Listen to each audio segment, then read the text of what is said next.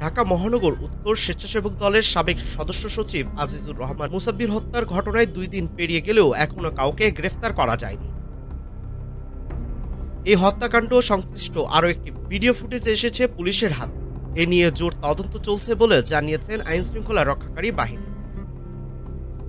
এ বিষয়ে তেজগাঁও থানার ভারপ্রাপ্ত কর্মকর্তা কৈশুনু মার্মা বলেন, নতুন পাওয়া ভিডিও ফুটেজে শুটারদের চেহারা আরও স্পষ্ট, যা বিশ্লেষণ করে হত্যায় জড়িতদের গ্রেফতারের চেষ্টা চলছে।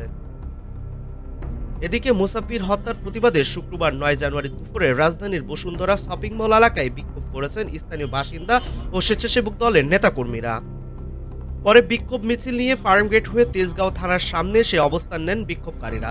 তারা দ্রুততম সময়ে হত্যাকারীদের গ্রেফতারের দাবি জানান। এর আগে বুধবার ৭ জানুয়ারি রাতে রাজধানীর পশ্চিম তেজতুরিপাড়ায় সাবেক এই নেতাকে গুলি করে দুর্বৃত্তরা।